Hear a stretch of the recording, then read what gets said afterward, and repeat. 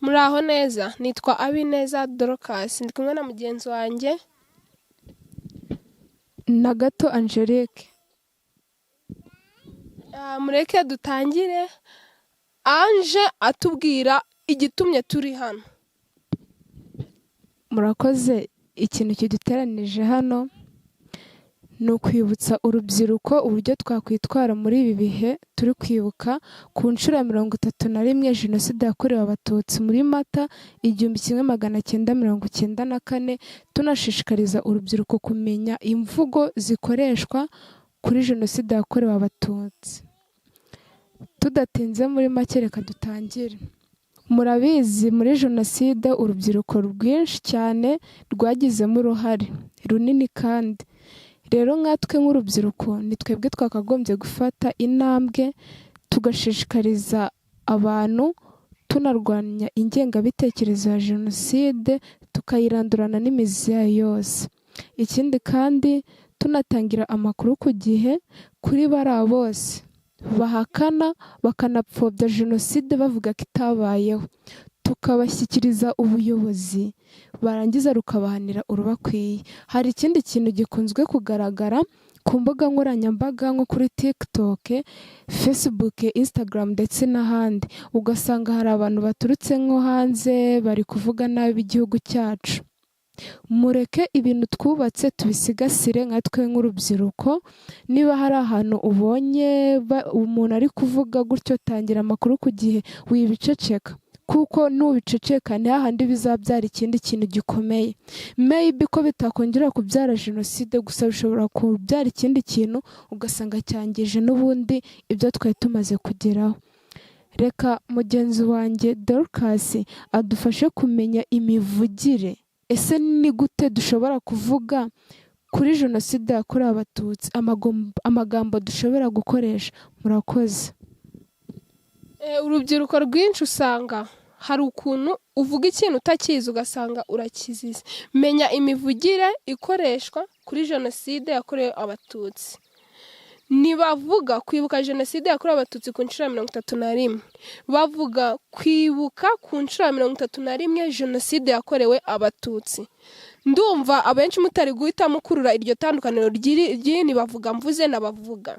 Reka nyibasubiremo. Nibavuga kwibuka Jenoside yakorewe Abatutsi ku nshuro ya 31, bavuga kwibuka ku nshuro ya 31 Jenoside yakorewe Abatutsi. Nibavuga abacika cyangwa abacika cumi, bavuga abacitse ku icumi rya Jenoside yakorewe Abatutsi. Nibavuga gushingura ibisigazwa cyangwa gushingura amagufwa, bavuga gushingura mu cyubahiro imibiri y'abazize Jenoside. Nibavuga incike, bavuga intwaza, abakecuru cyangwa n'abasaza biciwe abana babo bose. Abantu benshi iki kintu cyo mukunda kukigaruka, ugasanga umuntu ngo kubera ko yiciwe abe bose umwise ngo do uriya ni incike. Ntago ari incike, bavuga intwaza. Nibavuga intambara, nibavuga Jenoside y'Abatutsi, nibavuga itsemba bwoko n'itsembatsemba, nibavuga ngo bya bindi byabaye mu Rwanda cyangwa amahano yabaye mu Rwanda, nibavuga isubiramo ry'amoko cyangwa ubwicanyi bwo mu 1994, nibavuga Jenoside yo mu Rwanda cyangwa Jenoside y'Abanyarwanda. Abantu benshi izi ngizi mukunda gukoresha izi nibavuga cyane, ugasanga umuntu ngo intambara yabaye 1994, ntago bavuga intambara, bavuga Jenoside yakorewe Abatutsi. Nibavuga irimbi ry'abazize Jenoside, bavuga urwibutso rwa Jenoside yakorewe Abatutsi. Abantu benshi mukunda kubivuga irimbi, ntago ari irimbi, ritandukanye na ririya rimbi. Uru ni urwibutso rw'abazize Jenoside yakorewe Abatutsi. Nibavuga imbere y'intambara cyangwa mbere y'indege, bavuga mbere ya Jenoside yakorewe Abatutsi. Abantu benshi mutangira muvuga ngo mbere y'indege, mbere y'intambara. Oya, bavuga Jenoside yakorewe Abatutsi. Nibavuga ko Abanyarwanda basubiranyemo, bavuga ko habayeho Jenoside yakorewe Abatutsi. Nibavuga farije, bavuga abana bafashwe n'ikigega gifasha imfubyi za Jenoside yakorewe Abatutsi.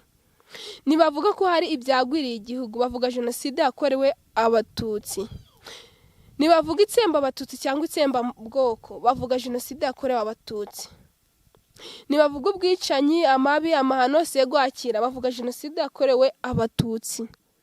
Ntibavuga ko hapfuye abagera ku bihumbi 800, bavuga ko hapfuye abarenga miliyoni.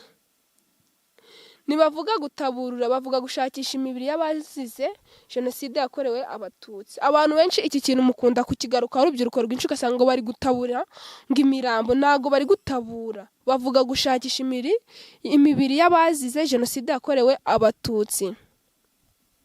Ntibavuga ingengasi, abantu aka kantu, abantu urubyiruko rwinshi usanga ariko kantu twitaho cyane, ngo dore ngo urafite ingengasi. Ntago bavuga ingengasi, bavuga ingengabitekerezo ya jenoside.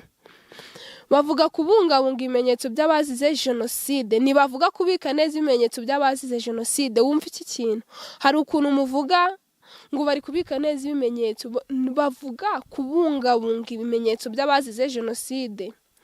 Bavuga gushingura mu cyubahiro abazize jenoside yakorewe abatutsi. Ntibavuga guhamba abazize jenoside. Iki kintu nicyo wenda niyo mivugira ya nyuma tugiye kwitaka akantu. Abantu benshi bavuga ngo tubagiye guhamba, ntago ari uguhamba. Ntibavuga guhamba abazize jenoside, bavuga gushingura mu cyubahiro abazize jenoside yakorewe abatutsi. Rero rubyiruko bagenzi bacu, natwe turimo tumenye uko imikoreshereze n'imivugire yakoreshwa kuri jenoside yakorewe abatutsi. Dorcas arakoze cyane.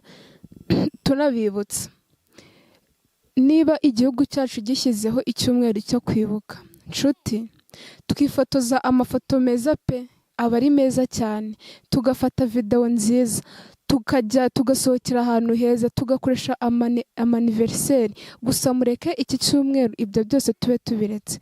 Ahantu heza wagiye, amafoto meza wifotoje, video nziza wafashe, aniveriseri nziza wagize, ibyo byose uzabitwereke nyuma y'iki cyumweru, kuko iki cyumweru turimo nicyo kwibuka abacu bazize jenoside muri Mata 1994. Murakoze cyane. Niyo mpamvu nkatwe hari akantu tukite nk'umuvugo ari kuri mu duka dutoya twifuje kubagezaho nk'urubyiruko, twibuka twiyubaka. Reka tumubwire ko turiho neza, dutuye kandi dutengamaye mu Rwanda rusha. Dutangire kano kantu. Reka tugatangire. Yagiye ananiwe, yagiye ashonje, yagiye afite agahinda, yagiye yihebye. Reka tumubwire ko tutashize, reka tumubwire ko twabyaye, reka tumubwire ko twabonye igihugu, reka tumubwire ko twaje kubona inkotanyi, reka tumubwire ko turiho kandi neza, dutuye kandi dutengamaye mu Rwanda rusha. Jenoside ntizongere kubaho ukundi. Twibuke twiyubaka. Murakoze.